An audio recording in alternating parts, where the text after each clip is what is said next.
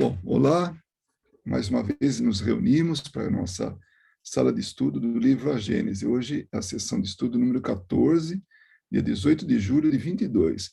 Nós seguimos o capítulo 2, tratando sobre Deus, e hoje nós vamos tratar dos itens 31 a 37, e o subtítulo, né, é A Visão de Deus.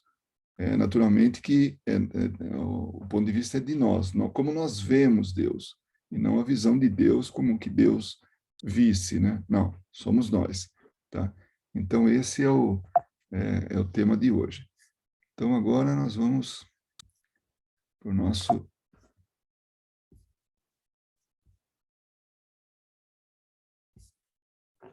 Só um pouquinho. Pronto.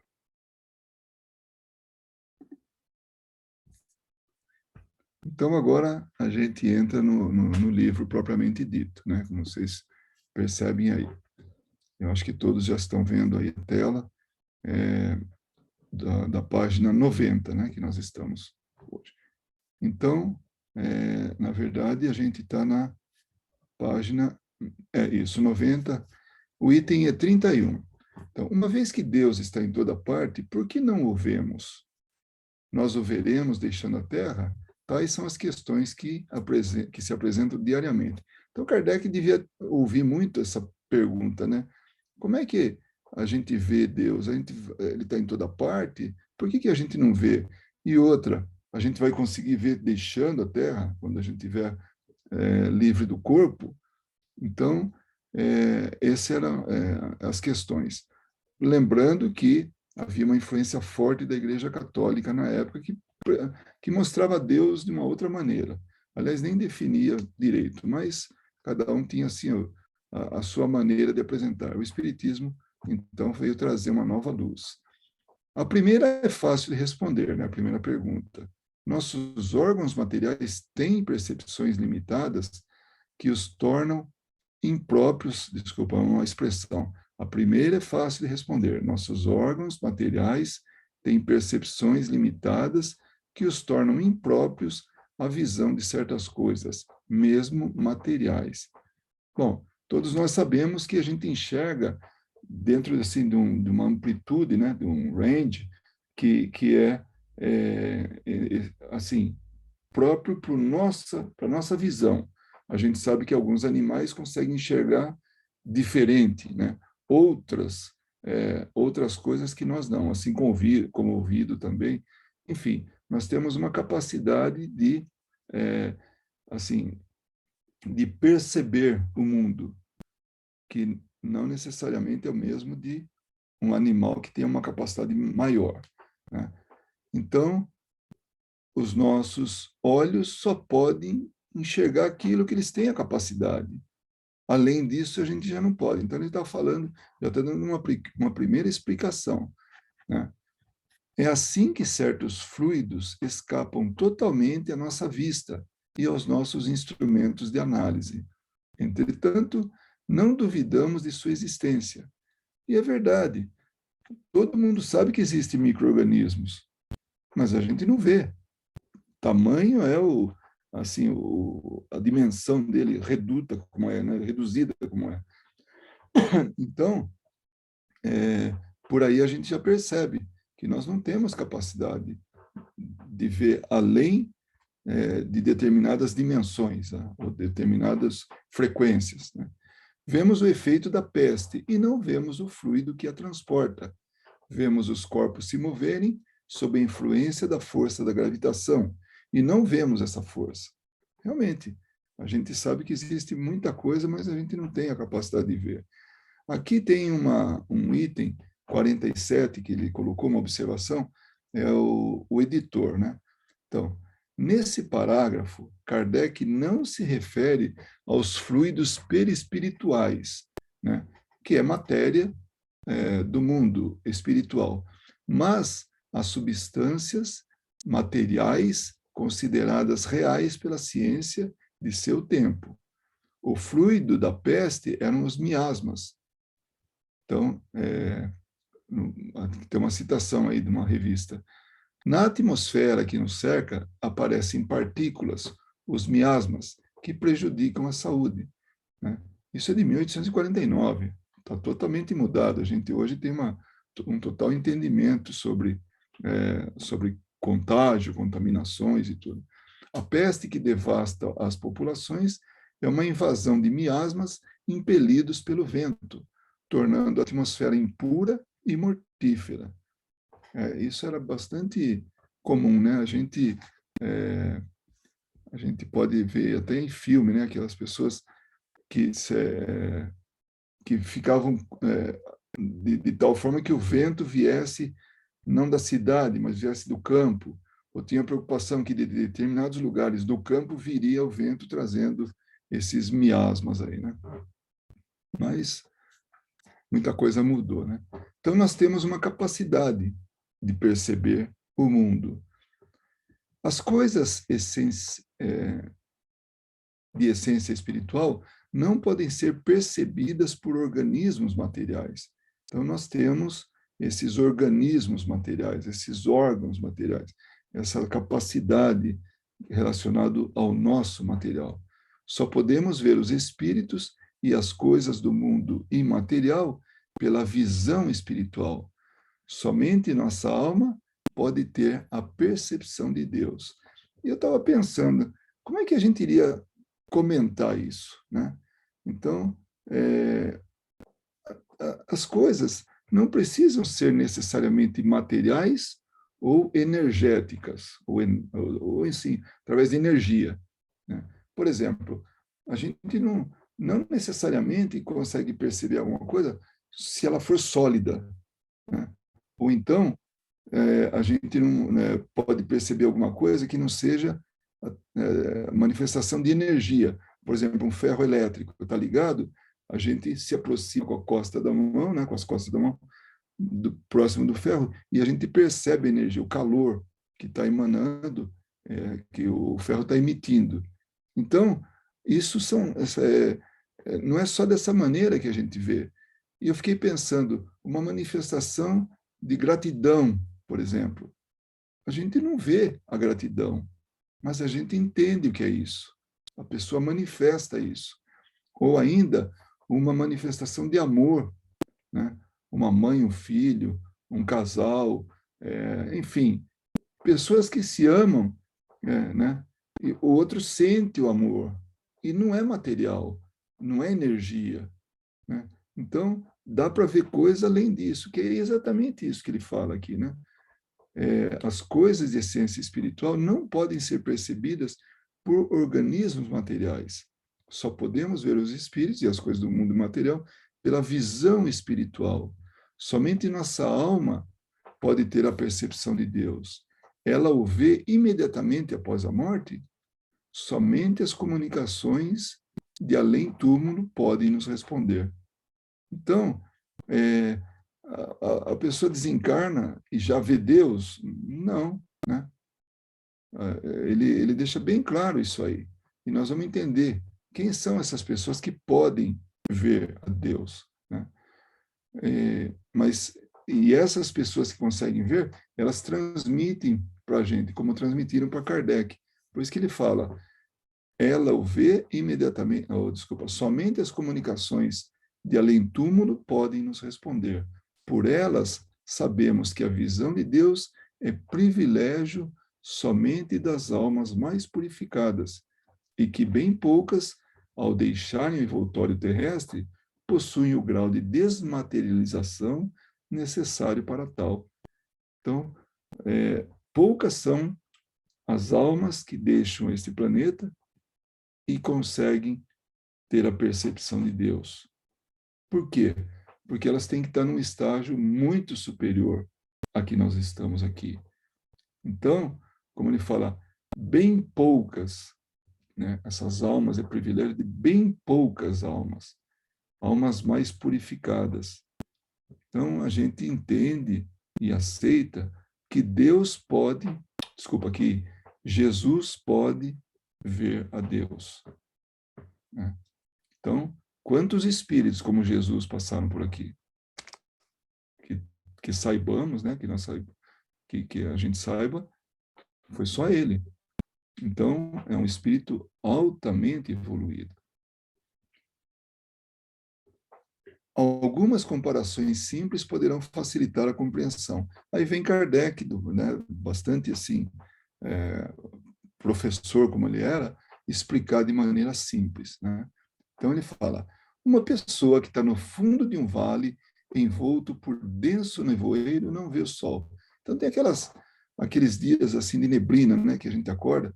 Não sei se alguém pegou aqui esses dias de inverno, eu não tive esse privilégio, né? Mas é aquele dia que amanhece aquela cerração, né? Que parece que dá para cortar com faca, né? De tão densa que é. Então, a pessoa está nesse fundo de vale e tem todo aquele nevoeiro. Desculpa, e não consegue ver o sol, né? É, no entanto, né? Como já dissemos anteriormente, por causa da luz difusa, ela percebe a presença do sol. Então, tem um pouquinho de sol, ela sabe, tem uma luz lá atrás, que passa por toda essa parede, né? Que é essa cerração, e que dá para perceber que é dia. Então, tem um sol lá atrás.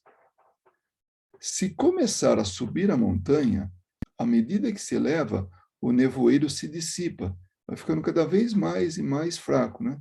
A luz começa a ser cada vez mais viva, mas ela ainda não vê o sol.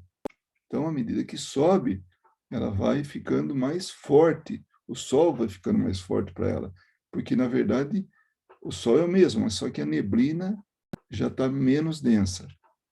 Quando começa a percebê-lo, ainda está encoberta, porque o menor nevoeiro é suficiente para encobrir o seu brilho. Apenas quando a pessoa estiver no topo, em cima, acima da camada de névoa, chegando onde o ar esteja perfeitamente límpido, ela o verá em todo o seu esplendor. Então, percebem como Kardec está mostrando para a gente que nós temos que estar em condições de ver Deus.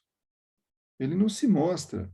É como se tivesse um nevoeiro entre ele e nós. Que nevoeiro é esse? O nosso progresso. Então, nós precisamos romper com isso, eliminar isso, esse nevoeiro, para poder ter a visão de Deus. Da mesma forma, ocorre, um outro exemplo, né? Da mesma forma, ocorre com alguém que esteja com a cabeça coberta por vários véus. Então, imagina só, vários véus, translúcido, que seja assim, e está tudo na cabeça dessa pessoa, está coberta. A princípio, não enxerga nada. Depois, à medida que vai tirando cada véu, ele começa a distinguir uma luz cada vez mais clara. Só quando o último véu sair, percebe nitidamente as coisas. De novo, para que a gente possa ter uma visão de Deus, nós precisamos nos livrar desses obstáculos, que aí ele está falando que é na forma de véus sobrepostos, né, um em cima do outro. Assim também ocorre com um licor carregado de matérias estranhas. De novo, então tem um líquido lá que está turvo. Esse líquido é uma bebida alcoólica, né? Um destilado, mas naquele momento está turvo, né? No início. A cada destilação, sua transparência aumenta, até que, estando completamente depurado, adquire uma limpidez perfeita. Então, aquele licor é um processo para ele se depurar, né? Para que a gente possa ver ele assim na total transparência. Pode até ter uma corzinha, mas fica transparente, né? E não apresenta nenhum obstáculo a fazer isso. Assim é a alma. Agora ele está falando da gente. O envoltório perispiritual, embora invisível e impalpável para nós, é para ela uma verdadeira matéria. Olha como ele compara. Aquilo é um obstáculo.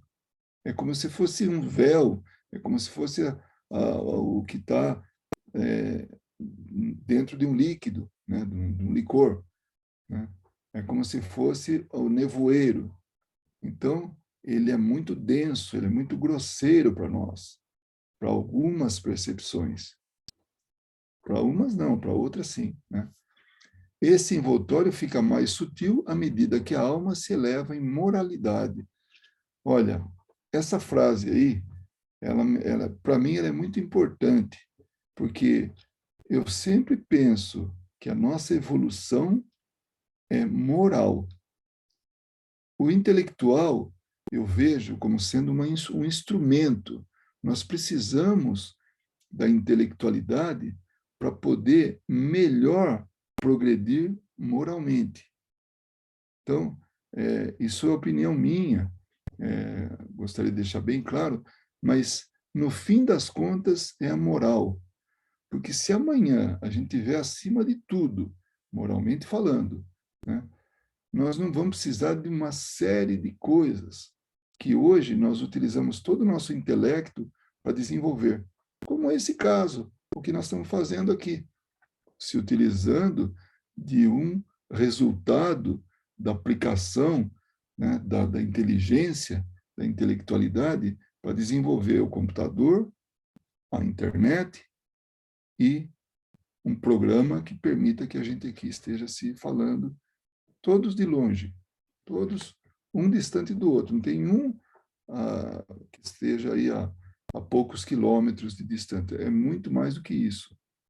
Então, no final das contas, eu creio, de novo, opinião minha, que nós vamos muito provavelmente conviver muito bem com a natureza, sem precisar de grandes inventos, porque a natureza, ela em si própria se basta, né? E ela é parte de um processo evolutivo, e nós vamos estar interagindo com isso, né? De alguma forma melhorando. Mas o fato é que, no fim das contas, o nosso progresso é moral. Volto a falar, não tô desdenhando a intelectualidade, o conhecimento, nada disso. Mas ele é muito importante para o nosso desenvolvimento moral. Eu tenho certeza que sem ele, sem o desenvolvimento intelectual, a gente não desenvolve moral. Basta olhar para a tela e ver. Estamos lendo. A leitura é desenvolvimento intelectual. Se não fosse essa leitura, nós não teríamos acesso a esse conhecimento que contribui para o nosso progresso moral. Tá? Então, eu estou tentando me explicar aí as minhas conclusões, né? As imperfeições da alma são como os véus que obscurecem sua vista. Cada imperfeição superada é um véu a menos. Mas somente quando estiver completamente depurada, ela desfrutará da plenitude das suas faculdades. E aí tem mais uma observação que a gente vai ver do que se trata aí, que é 48. Enquanto no mundo físico os corpos são iguais para todos os humanos, então ele está dando um exemplo. Se colocar todos os humanos num ambiente quente, todo mundo sente o calor, independente se é inteligente ou a moral dele, ser humano está sujeito a essa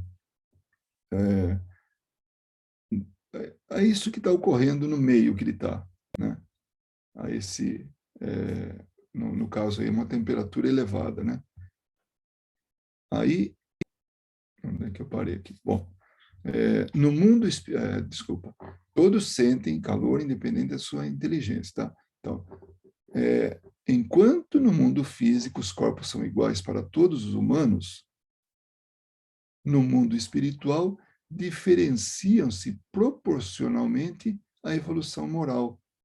O perispírito torna-se mais sutil, ampliando as faculdades do espírito.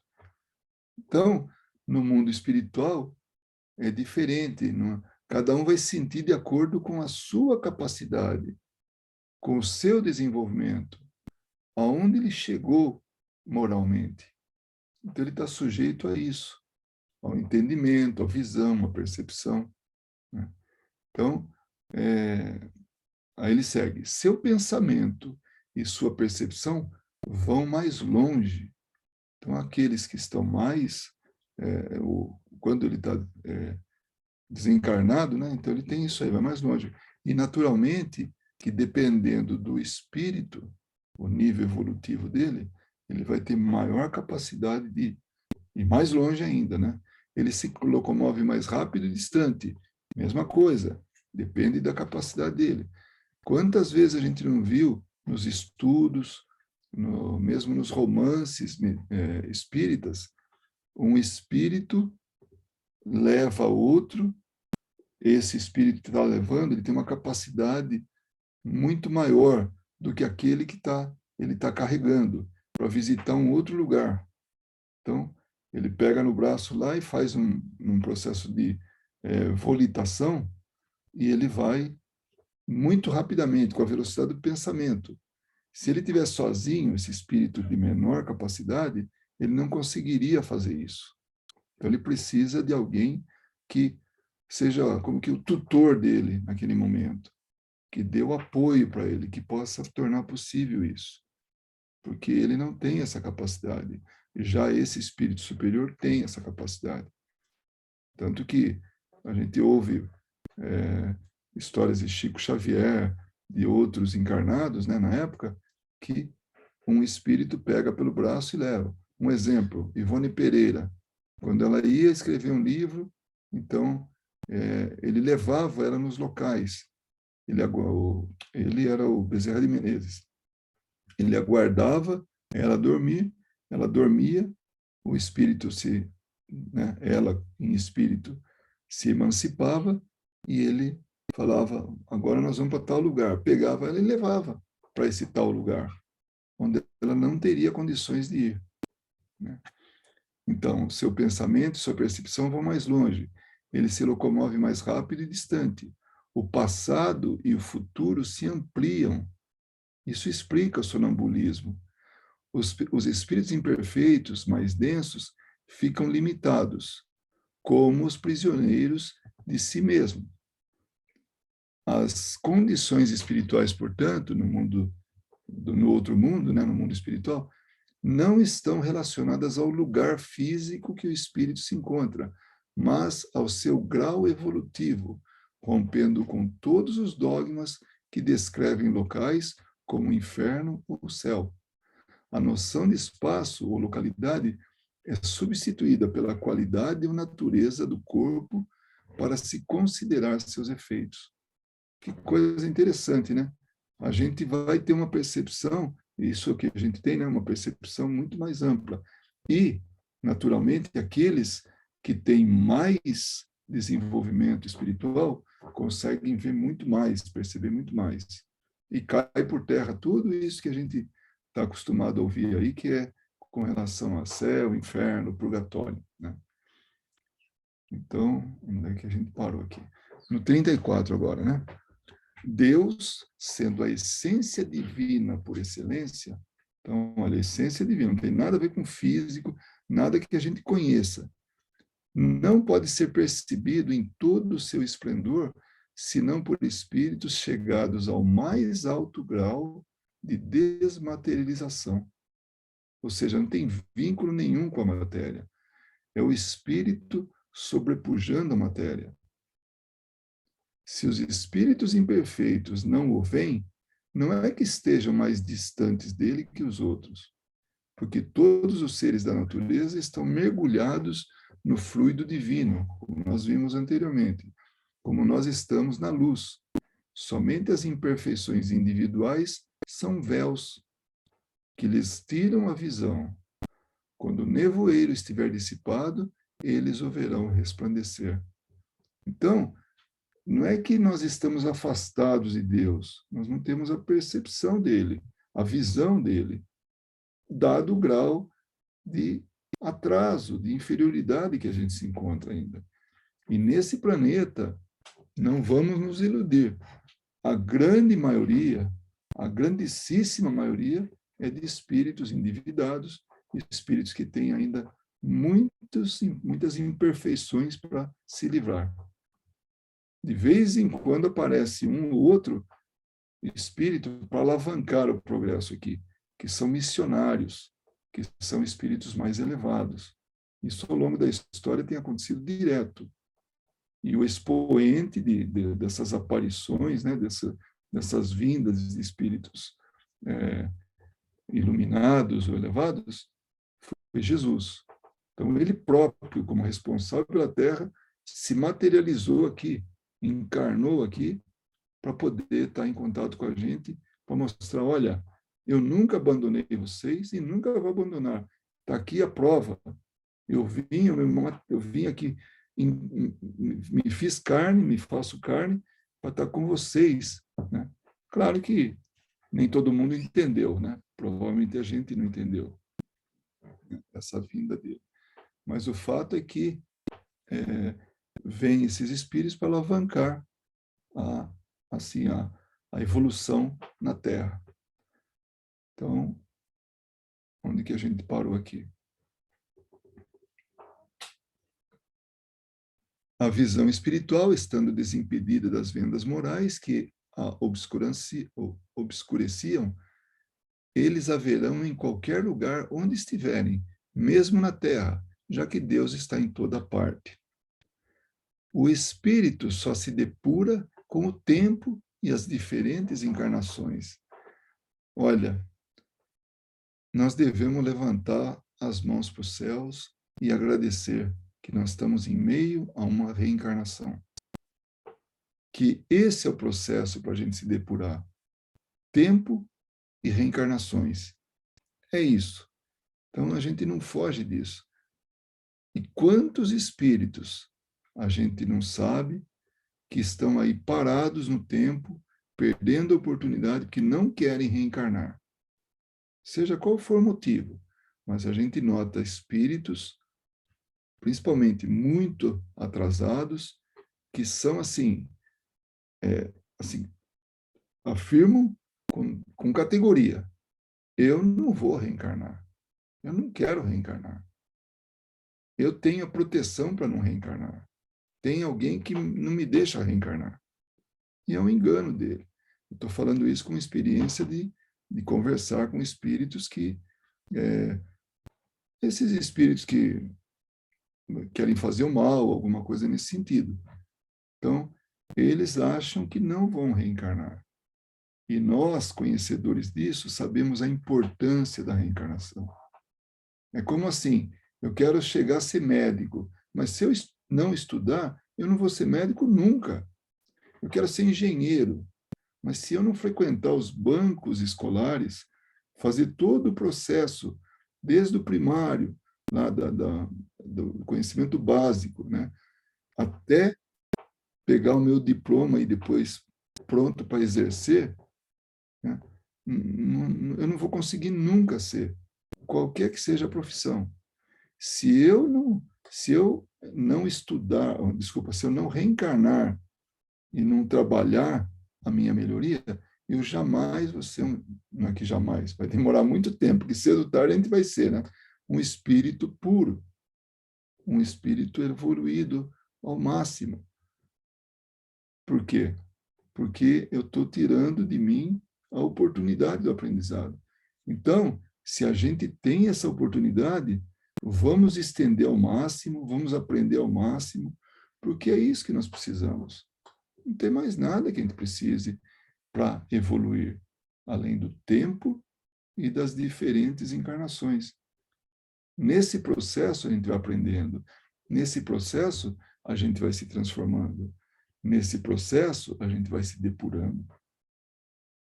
Sem isso, não tem jeito.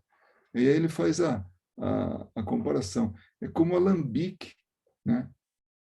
No fundo, né, ficam as impurezas.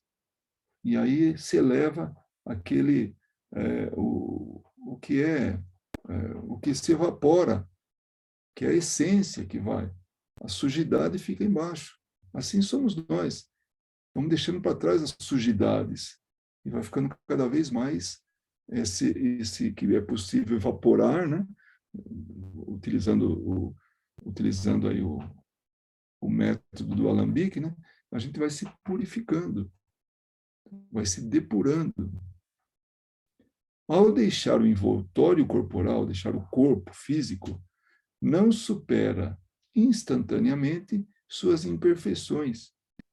Realmente, Ele é mais ou menos o que estava encarnado, volta, vai para o plano espiritual. Por que não exatamente? Porque ele carrega também conhecimentos de outras vidas.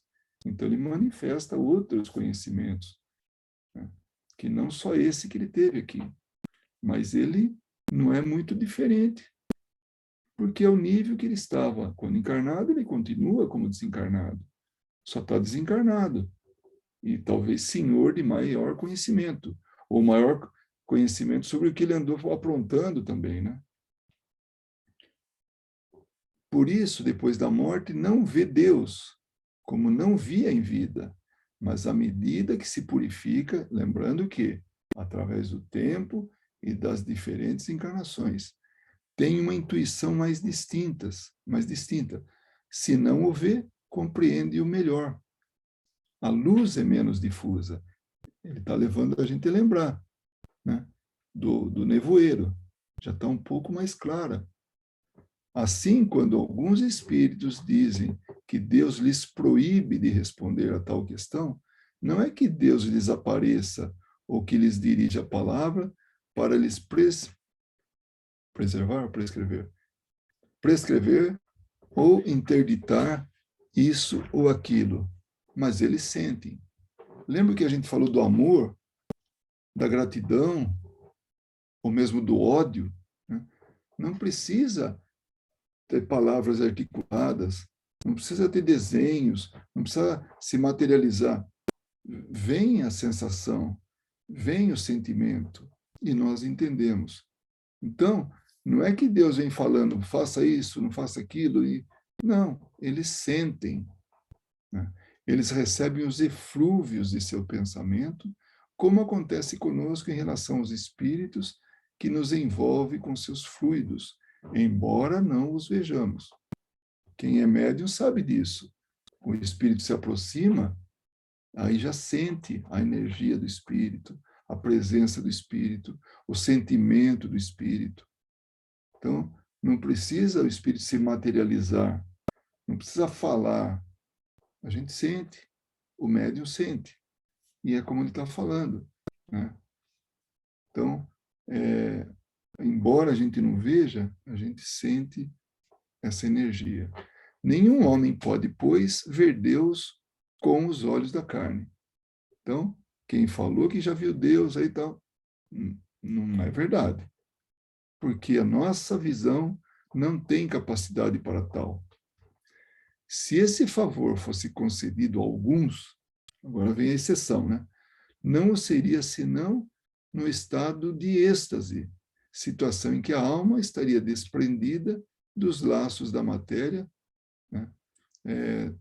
Quer dizer, essa situação torna isso possível durante a encarnação. Então, a pessoa em estado de êxtase pode sim ver Deus, mas na próxima frase vem algo importante, né? Tal privilégio só aconteceria com almas de escol, almas elevadíssimas, encarnadas em missão e não em expiação. Então, para Jesus, seria possível isso. Encarnado, e está meditando, está em estado de êxtase, e está em contato com Deus. Aquela turma lá de discípulos dele, com certeza não. Aquele grupo de judeus, que eram os fariseus, com certeza não. Toda aquela turma que seguia Jesus pedindo por milagre para curar e tudo, né? Também não. Porque não estava no nível desse que ele fala, almas de escol. Não lembrar o que é escol, né? Aquilo que se pode ser considerado como o melhor ou mais relevante dentro de um grupo, de uma sociedade, de uma nação. A elite. Então, é o ponto mais elevado, né? Mas os espíritos de ordem mais elevada resplandecem. Desculpa, mas como os espíritos de ordem mais elevada resplandecem, é possível que os menos elevados, encarnados ou desencarnados, pasmados com o esplendor que os envolve, creiam ter visto o próprio Deus. Então, quantas pessoas não viram um espírito elevado brilhando, né, trazendo aquela luz, né, encarnados ou desencarnados? Olha para aquilo e fala, eu estou vendo Deus. Não consegue diferenciar nem a silhueta, né? Só vê aquele clarão, aquela luz intensa, forte. Pronto. Já acha que viu Deus, né? Mas por quê? Dada a condição que ele se encontra. Uma condição de inferioridade espiritual. É como se víssemos um ministro e o considerássemos o soberano. E, finalmente, o último item para hoje, né, que a gente se propôs a estudar, sob qual aparência Deus se apresenta aos que se tornam dignos desse favor. Então, já que a gente vai ver, quando for espírito superior, qual que é a aparência de Deus? Será sob uma forma qualquer? Sob uma figura humana ou com um foco resplandecente de luz? Agora ele lembra que a gente é limitado até para falar. É que a linguagem humana é impotente para descrever, porque não existe entre nós nenhum ponto de comparação que possa nos dar uma ideia, Somos como cegos aos quais se procura em vão fazer que compreenda o brilho do sol, o brilho solar, o brilho do sol. Então, mais uma comparação que ele fala. Nós não temos capacidade ainda para dizer o que nós estamos vendo, o que nós veríamos quando fosse um espírito elevado. É como um cego que nunca viu o sol, só viu escuridão a vida inteira, e aí descrever. Né? Descreva para mim o sol. Não vai dar certo. Ele nunca viu o sol. Nosso vocabulário está limitado às nossas necessidades e ao âmbito de nossas ideias. O dos selvagens não saberia descrever as maravilhas da civilização.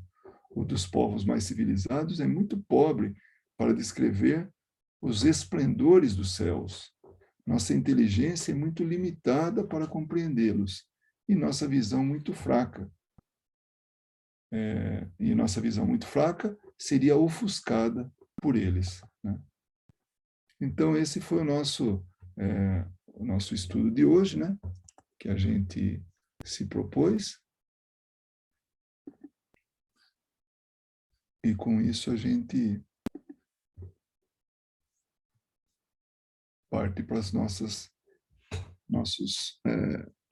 observações, discussões, perguntas, enfim, aquilo que a gente reserva para esse momento. Né? Difícil descrever Deus, né?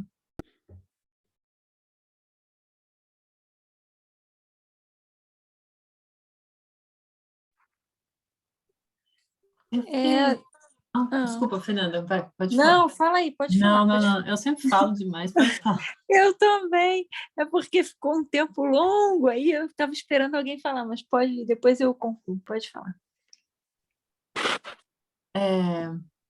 Então tá, obrigada. Eu só fiquei pensando numa coisa que você falou, Luiz, quando você falou assim que eu não estou menosprezando o conhecimento, né? Eu ainda queria acrescentar uma coisa nisso. E isso também quero deixar claro que é meu pensamento, né? Que são as minhas hipóteses, né? Não quer dizer que eu já tenha confirmado isso de alguma forma. Mas da leitura que eu faço das obras, o que eu interpreto é que se a gente não conseguir evoluir moralmente, é como se a gente tivesse um teto para até onde o nosso conhecimento pode ir, né? Então, não é que não é que não é o conhecimento, né, que não vai nos dar a compreensão de Deus, mas eu acho que sem a moral a gente não acessa esse conhecimento e, portanto, a gente não consegue definir, né? A moral ela é uma pré-condição para a gente avançar nesse conhecimento intelectual que a gente tem, né? Se a gente, pelo menos, é essa a interpretação que eu tenho. É como se a gente não dá, imagina, se você, seria até uma certa irresponsabilidade, né, e a gente sabe que Deus é perfeito, né, então, portanto, isso não se aplica a ele, ou um ser humano ter um conhecimento vasto sem moralidade, né? Um conhecimento sem limites, né? Eu acho que olhando pelo outro lado, dá para perceber que não é porque a gente não tem a capacidade, mas é porque a gente não acessa esse conhecimento, porque a gente não tem moral para isso, né? Acho que é Não, isso que eu eu quis, talvez eu tivesse entrado numa seara aí, que eu estava dando a minha opinião, né? Mas não dá para conceber, isso é uma realidade, tá? Não dá para conceber um sem o outro. Não tem jeito. Nós precisamos do conhecimento da mesma maneira que nós precisamos da evolução moral. Então, nós precisamos ganhar em conhecimento e ganhar em moral. E não necessariamente nessa ordem, né? Cada espírito tem a sua realidade. E nós realmente não temos acesso a muita coisa hoje, porque nós não temos lastro moral para tal. Muitas invenções poderiam ser feitas, né? Porque tudo que se produz, vocês vão concordar comigo, qualquer coisa que se produza, ela é neutra. A utilidade que nós damos para ela vai definir como um bem que faça o bem ou que faça o mal, né? Qualquer coisa, né? Então, é como a pólvora. Nossa, foi uma descoberta de tanto a pólvora. Mas o que deu? Ensinou a fazer armas. Nós temos armas, né? A partir da pólvora.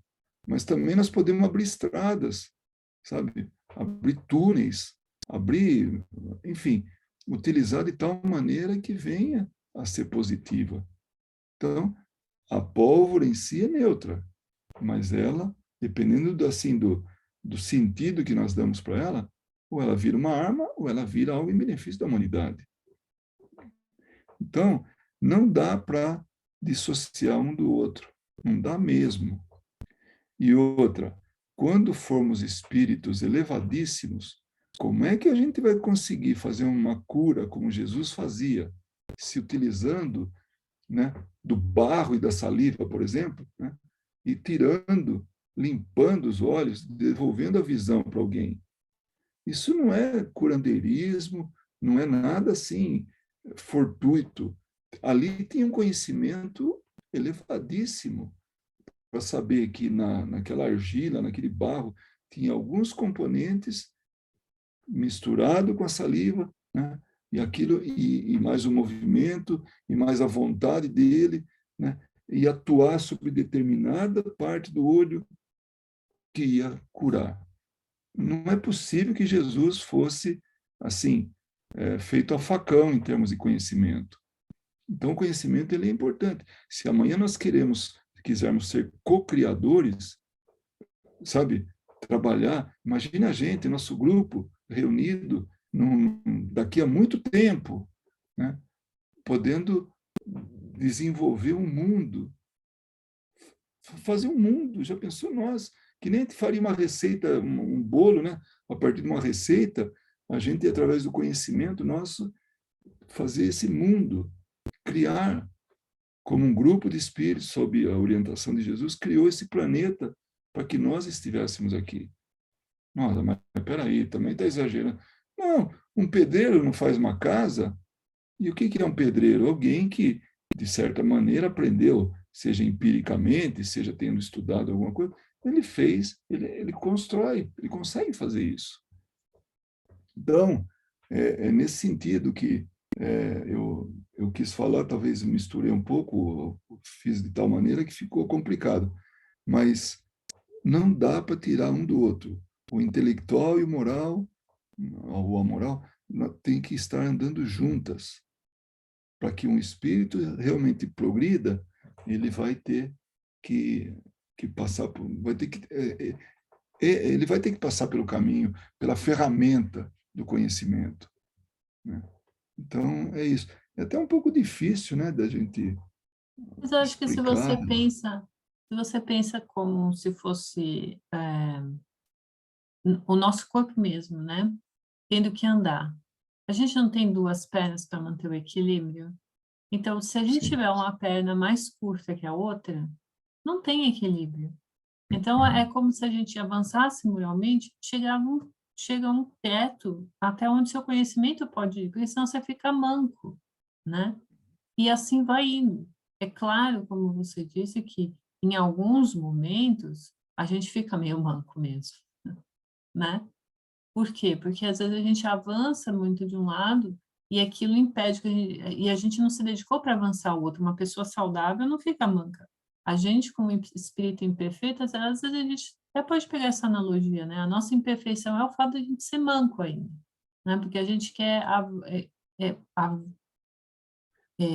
avançar muito no conhecimento intelectual, deixando para trás o moral, porque a gente, infelizmente, a gente nunca faz o inverso, né? Eu não conheço espírito aqui na Terra que fez o inverso. Se vocês conhecerem, vocês me apontem, porque é inacreditável, né? Porque até aqueles espíritos que reencarnam, onde numa reencarnação a gente tem uma ideia de que são pouco intelectualmente desenvolvidos, a gente vai saber que numa reencarnação prévia não foi muito bem assim, né? Então, assim, a gente sempre opta pelo intelecto, né? A gente nunca opta pela moral. Então a gente fica manco por um tempo, né? Até colocar as coisas na rede, né? Usando essa sua analogia, a humanidade deste planeta, encarnada e desencarnada, é manca. Nós não somos perfeitos. E para ser perfeito tem que estar as duas, assim, andando juntas, né? O moral e o intelectual, e num nível muito elevado, né? Muito para cima. Não basta ter, eu tenho, a minha moral é tão baixa quanto a intelectual, tá assim, pau a pau, né? Mas lá embaixo, não adianta. Temos que elevar essa régua, né? Subir isso aí, para que a gente tenha realmente é, essa, essa transformação que a gente precisa. E realmente, nós podíamos ter descoberto muito mais coisa. Hoje, a gente podia estar assim, numa tecnologia fantástica. Mas vê, a gente inventa qualquer coisinha, já vira arma, já é usado para sobrepujar pessoas, né, grupos. Então, é a condição nossa. Mas a gente vai um dia estar realmente, assim, moralmente evoluído, muito evoluído, e vai estar com muito conhecimento. Porque sem isso a gente não vai ser útil, né? Só desenvolver a moral e o conhecimento, como fica? Não dá. E vice-versa, né? Como a gente no estágio que se encontra. Só intelecto, só conhecimento, mas e a moral? Essa fica para a próxima.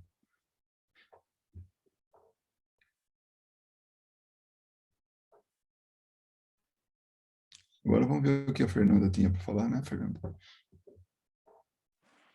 Ah, não, eu ia só falar com relação a isso mesmo. A gente está tão preocupado em sair do planeta, conquistar outras coisas, conquistar a Lua, sei lá, criar bases na Lua. Se, como vocês falaram, a gente não tem ainda a moral aperfeiçoada para isso. E aí, o que a gente... não é que a gente ganha, mas... como é que eu posso dizer? Onde fica, né? A gente traz toda essa tecnologia, é claro que a gente vai se desenvolvendo, mas e a moral? É a mesma coisa, a gente ainda, as pessoas se matam por questão política, por questão de cor da pele, né? É, e a gente não Argumento, evoluiu nesse argumento não sentido. falta, né, Fernanda, para a gente se matar. Tem É, sempre um argumento. Né? tem sempre um motivo. Pois é. Então, eu acho que é isso, quando ele fala que se a gente vai morrer e vai ver Deus. É só ter um pouco de sensibilidade, né? Que a gente já vê Deus em tudo. A gente consegue ver Deus até com um olhar fraterno, a gente vê até Deus no irmão, né? É A isso. gente realmente, eu confesso que eu tô satisfeito Uhum, quanto à minha visão de Deus, porque a minha condição, eu não posso exato. ir além disso, né? Mas já me mostra um Deus exatamente isso que a gente está aprendendo, amoroso, É. sabe, justo, bom, né? Então, É como se a gente quisesse colocar a carroça na frente dos bois, né? A gente ainda não tem conhecimento, a gente não tem entendimento, não tem o aperfeiçoamento para chegar nesse nível, mas quer morrer, quer ver Deus. Não é por você vê, aí. ó, você deu o exemplo da Lua, né, que a gente quer conquistar e tal. Eu não sei se vocês lembram de um filme de algum tempo atrás, aqueles filmes catastróficos aí, que é o 4 de Julho, né? Era uma invasão de alienígenas que eles vinham, queriam, né, ocupar o planeta, dizimar aqui a população e tal, e ficar com o planeta. E aí, em determinado momento, um deles, né, falou assim, é como eles são como uma nuvem de gafanhoto, né? Todo mundo sabe o desastre que faz, né, né o que deixa para trás uma nuvem de gafanhoto, vai comendo tudo que é verde, rasteiro, ou então assim aéreo, tipo árvore, né? Então aquilo vai acabando com tudo. E, e quando eu vi esse filme, depois um pouco mais, que eu amadureci a ideia disso que a gente está conversando, né? A gente não pode ser, senão nós seremos essa nuvem de gafanhoto, Hum, esses alienígenas para outros mundos. Aqui acaba a capacidade nossa para a gente morar, para a gente viver, né? E aí é, a gente vai para outro mundo, explorar outros mundos, onde a gente possa ter um novo ambiente. É exatamente o que a gente fazia antes. É exatamente o que faz hoje a Rússia, que está de olho nas riquezas, né? No solo, uhum, né? Nos minérios, tal, de um outro país. Então, a gente seria exatamente isso. exato. Vai para outro lugar para também acabar com aquele, depois vai para outro, vai para outro. Então, é meio estranho isso. Quando nós temos tudo aqui, basta que a gente consiga preservar, viver de forma, sabe?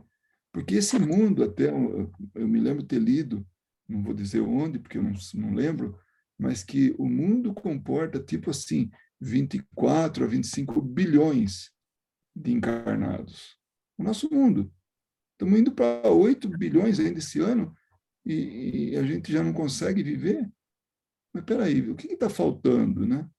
Talvez um pouco de civilidade, né? De cidadania. Civilidade, né? Para a gente conviver junto. Se a gente vai para a rua com o nosso carro, a gente vê um maior. Nossa, quanto carro! Tem cada vez mais tem carro na rua. Vai chegar um momento que, se a gente não for bem comportado, ou ninguém inventar uma outra forma de locomoção, nós não vamos conseguir transitar, né? E mesma coisa, se a gente conseguisse, sabe, aceitar, contribuir, viver de forma assim fraterna, o mundo daria tranquilo para ter esse monte de gente e muito mais, né?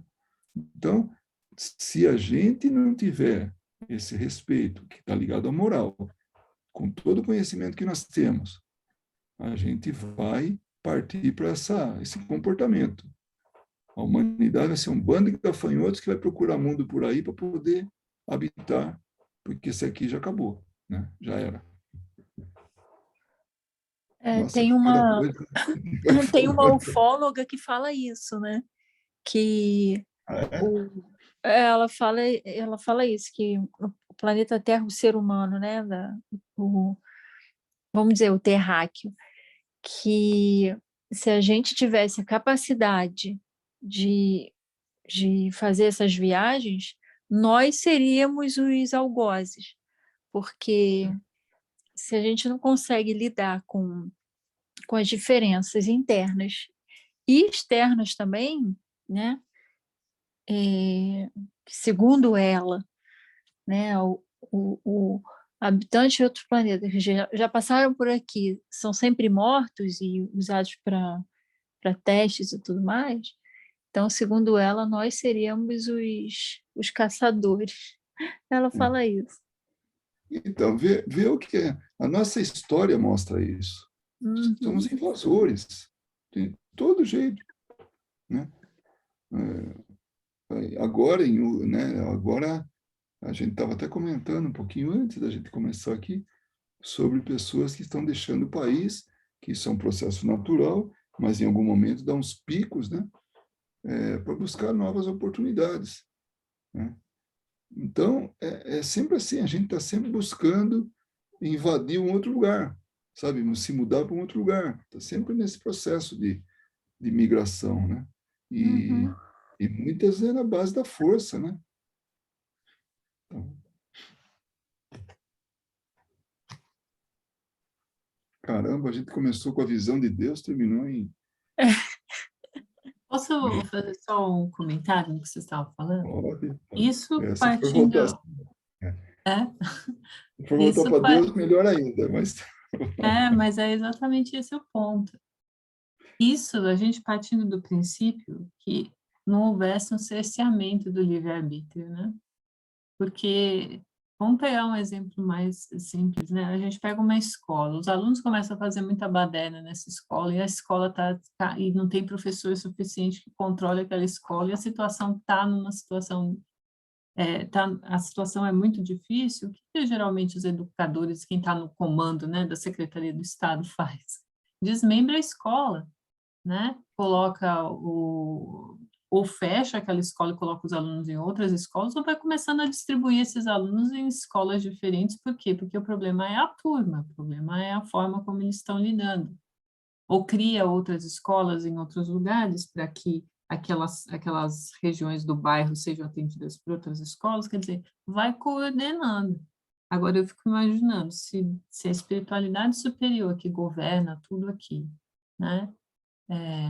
E se tudo ocorre para o nosso melhor, se tudo que está ocorrendo hoje é para o nosso bem, então essa espiritualidade começa a perceber que a gente está querendo destruir mesmo esse planeta, né? Então, o que ela começa a fazer? Começa a distribuir esses alunos para outros planetas, que as dificuldades são maiores e que eles não vão conseguir facilmente destruir aquele planeta, né? É. E esse é o Exatamente, princípio. você percebe? A moral É, limita as condições intelectuais. é isso. Porque É, as é leis... interessante. Ah, desculpa, Luiz, pode falar. Não, Não, não. Você chegou exatamente num ponto muito importante que diz respeito a isso que a gente está discutindo aqui agora, né? É, a moral, né? É o freio para avanços, né? Avanços então, de e o que conhecimento. que... E daí a gente volta para Deus, né? Porque Deus criou as leis e as leis são imutáveis, independentemente do amor que Deus sente por nós, ele não vai mudar nenhuma dessas leis. Elas são imutáveis por natureza, né? A sabedoria dele está nisso. Então, ele não é um ser volátil, né? Que anda de acordo com a sua própria vontade. Muito pelo contrário. Então, o ponto maior, eu acho que é esse. A gente não pode esquecer que esse daqui não é um barco sem comando, né? Aliás, não só o planeta Terra, mas o universo como um todo.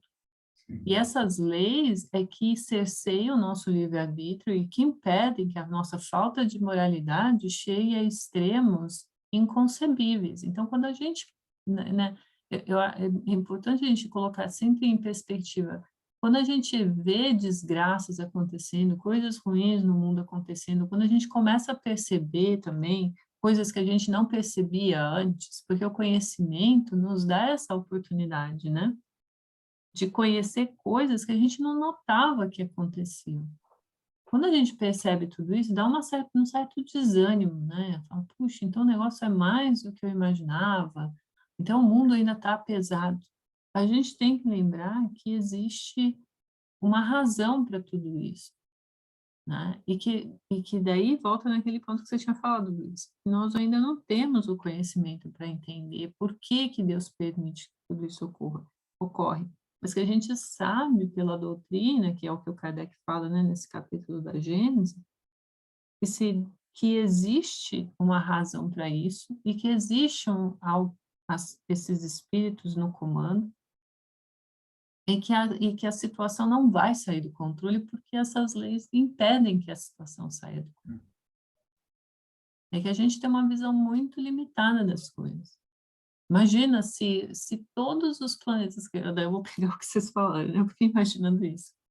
E a visão não foi legal. Mas imagina se todos os planetas que estão no mesmo nível de evolução que o nosso resolvessem sair por aí, que nem nuvem de gafanhoto. Quantos universos a gente não ia precisar, né? É verdade.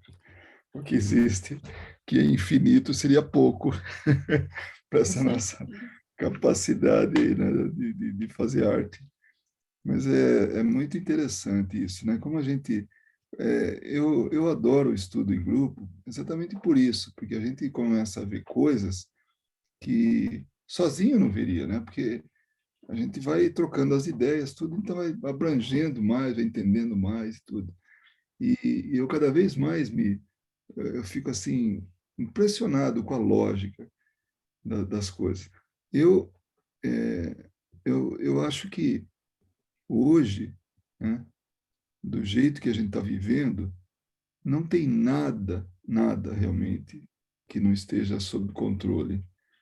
Mas o interessante é que não é um controle assim, sabe, que limite a gente. Às vezes eu vou tentar me explicar, né? Muitas vezes nós somos os próprios limitantes. A gente faz tanta coisa, tanta bobagem, tanta coisa errada, né? E tenta consertar e vai, enfim, é o jeito nosso de ser, porque é parte do aprendizado. É como é como se a gente tivesse na base da tentativa e erro, na fase que a gente se encontra. E quando a gente erra e vê que aquilo toca na gente, sabe, quando a água começa a bater nas costas, a gente aprende a nadar, não é assim o ditado? Então, quando a gente começa a perder coisa, quando falta coisa para a gente começa a dar valor e começa a fazer uma seleção. Peraí, isso aqui é melhor eu não ter, porque isso aqui está me prejudicando mais ainda. Hoje nós estamos num nível, por exemplo, que tem muita árvore na Amazônia. Se tem muita árvore, tirar mais algumas não vai fazer diferença, né? Só que a coisa não para, né? Enquanto a gente não perder muita coisa, enquanto a gente não realmente não chegar no fundo do poço. Então, nós somos limitantes para nós mesmos. E, claro, tem todo um processo que sabe que quem tá controlando tudo isso, quem está administrando tudo isso, o grupo que está fazendo isso, deve ter experiência em muitos outros mundos que passaram por essa situação. É como um professor que sabe o comportamento dos alunos no começo e no final do ano, no começo e no final do curso. Eu nunca vou esquecer quando uma professora de moral e cívica, né, aquelas coisas que hoje nem existem mais, né? Acho que Que ela deveria, né? Não existe mais, mas deveria. eu lembro quando ela assim, a gente entrou no colégio, né, que aquela época era colégio, segundo grau, né, começando, né, metade do segundo grau talvez, mas chegamos no primeiro ano, era um bando de moleque, mas assim, da, talvez da pior espécie, assim, aquele grupo assim indomável, né? E aquela foi uma professora que acompanhou a gente os 3 anos.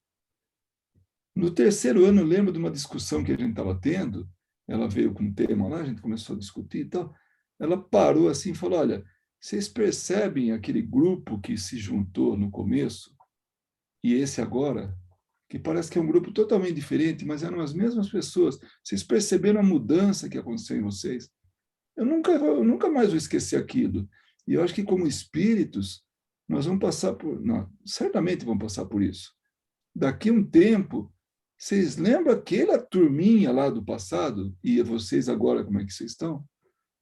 É, é, o, é algo assim que, não vou dizer que não é fatal, porque não é assim, mas é o que vai acontecer, não tem jeito. é um processo natural, um processo normal, da gente chegar na perfeição. Não importa o tempo que leve, mas aquela turma do primeiro ano do colégio e do terceiro vai ser totalmente diferente, sendo as mesmas pessoas. Foi tão interessante isso, e foi tão legal o comentário dela, que eu nunca mais me esqueci. E eu carrego comigo e trago assim como exemplo, como a gente está falando agora, né? Porque é uma realidade. A transformação é constante, tudo. Então, nós mesmos vamos estar, essa mesma turma que está derrubando, amanhã vem e vai plantar e vai, sabe, vai fazer, vai recuperar, usando a Amazônia como exemplo, né?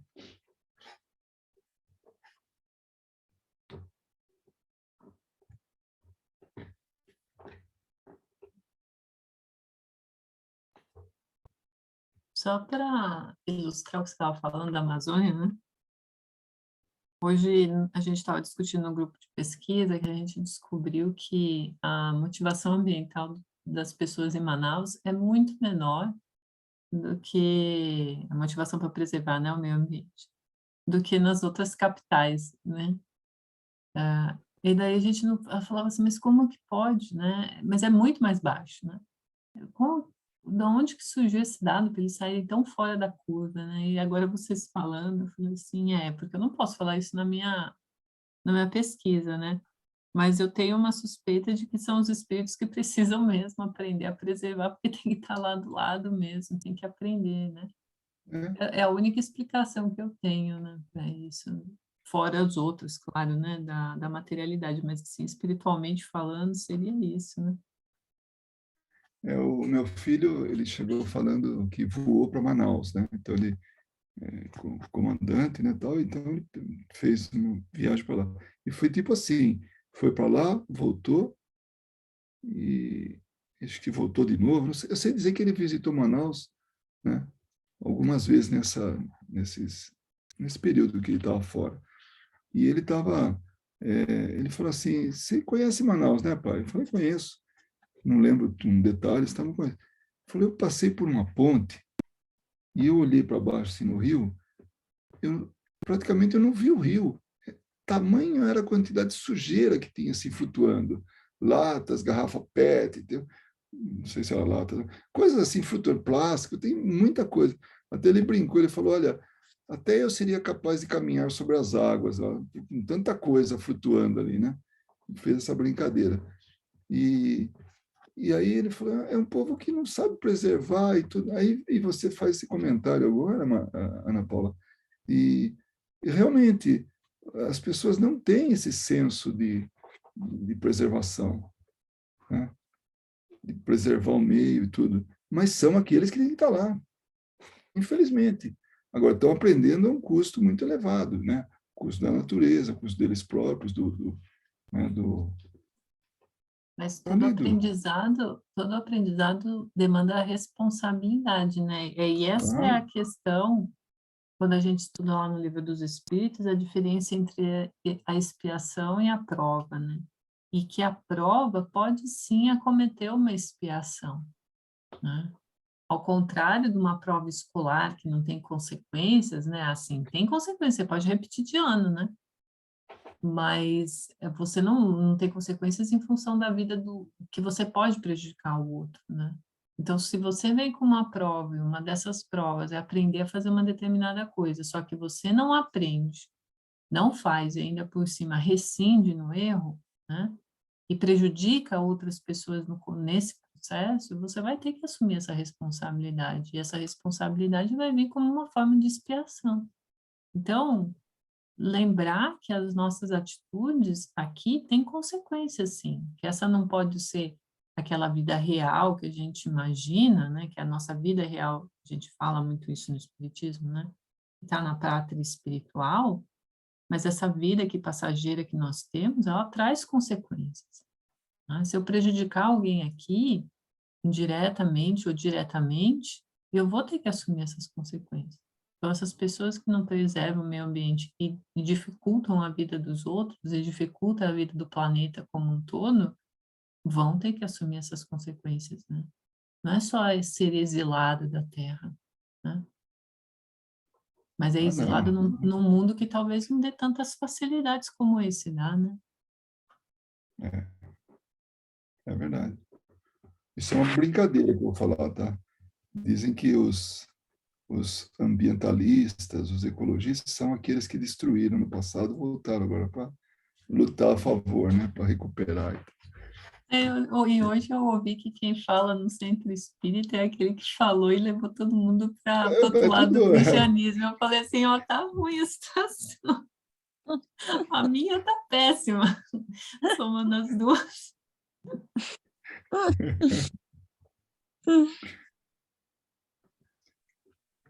E as meninas Dani e a Cris, tem alguma coisa para acrescentar, para falar? Fica à vontade.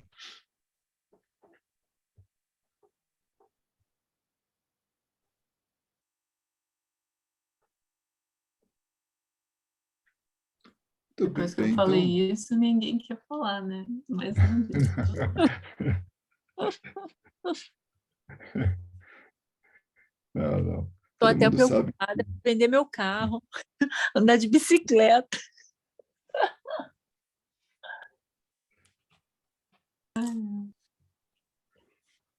Muito bem, acho que podemos encerrar aqui a nossa gravação, né? E nossa reunião de hoje. E eu agradeço a todos que puderam comparecer direta ou indiretamente, presencialmente e por gravação, quero dizer. Então, muito obrigado.